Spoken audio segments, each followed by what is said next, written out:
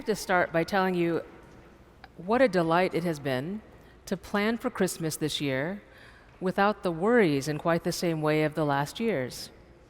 And this is when I noticed I wasn't worrying. A couple of days ago, I was watching the news to understand what freezing temperatures mean here in Atlanta. And what I noticed was that they were showing us feeds of other cities because the weather here wasn't interesting enough to make much of a news feed. So I saw the weather in St. Louis, and I think I saw somewhere up in the Northeast. And then I saw a commercial for the live stream of Christmas Eve. I was telling Horace about this. It's not us. Somebody else here in Atlanta is being live streamed on television tonight at 11 o'clock. I know, it's outrageous. And that I had that thought made me think, oh, maybe we're back to something a little closer to what we're all used to in the holidays. I just had some good old Christian envy for who gets to be on TV. Because of vaccinations and masks and all our good care and our best efforts and preventing the most serious disease for most, we get to be here, right? And there's robust live streaming for those who can't be here. And we're all kind of used to that now. And how great to be in a time where we're more and more in person, which wasn't the case last year at this time. We're not quite there, but more and more. It has just been so fun to plan to light all the lights in the night and recall that new light is coming very, very soon. Now, a few years ago in the pandemic, a rabbi colleague and I were working on an interfaith holiday service on Zoom, because that's all you could do back then. And I can't remember what the occasion was, but it included me receiving a menorah in the mail to light on my desk in view of the little camera on my computer at the right time.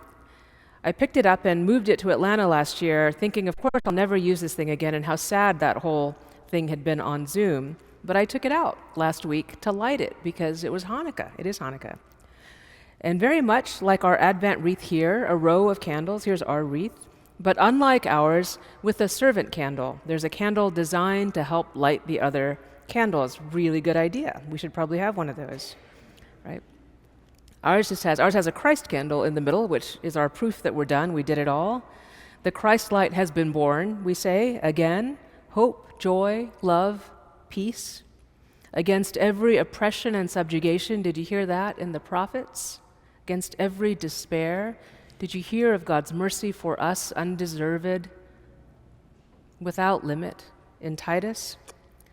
Delicately flickering, we say, like a light lit by children, as tender as your dreams, as resilient as our will to protect that light together. Now, it's a strange phenomenon in communities of faith that we give our children fire. Another rabbi friend shared that her toddler daughter, with her first menorah, watched the servant candle burn all the way down, entranced as we all are by fire. But maybe particularly for her as a 3-year-old, the fire that she had been given and been allowed to use. She watched it burn down, watching for the miracle, she said, and she said she found one. The wick kept on going, she thought, even as all the wax seemed to have disappeared. And you want to say, yes, baby, your fire is a miracle. At your hand, on your windowsill, a light to the world, a miracle for the ages.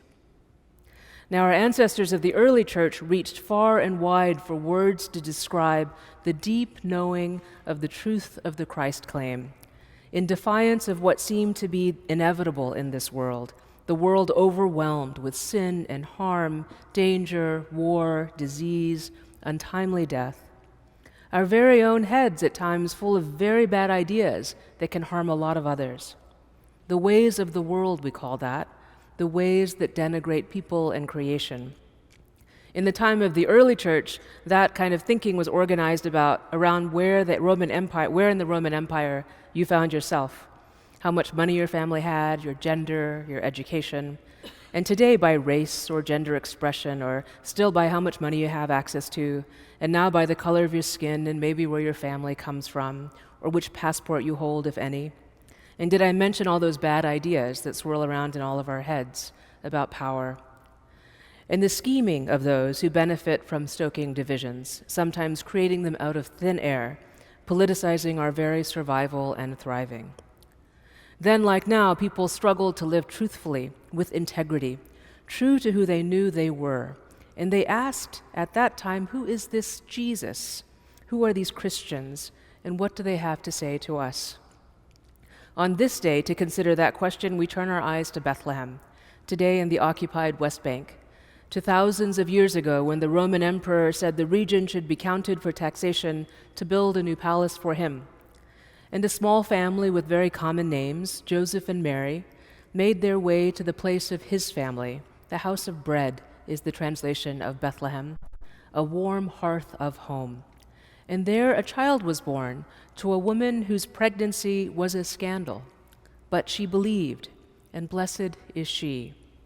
To a man who agreed to bear that scandal with her, for he believed, which means he chose to stand with her, to stay with her. And shepherds, then like now, the folks that work in fields, hear the songs of angels and believed, which might have meant they were curious, and maybe they needed the hope the most.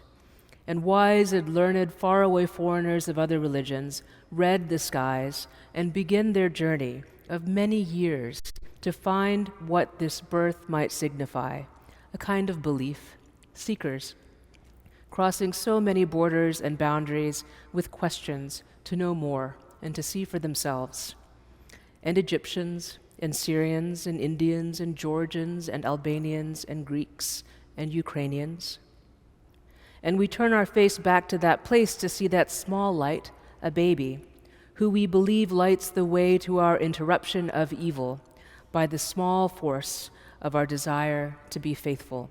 You and me, like that servant candle, helping to count the days of the ancient miracle, like the lights on this wreath that we've somehow managed not to light on fire yet, remembering all those Zoom accommodations to keep the light shining these last few years, handing fire to our children, that their lives and ours may be filled with the light of Christ for our time, hope, joy, peace, love, freedom, justice for each and every one.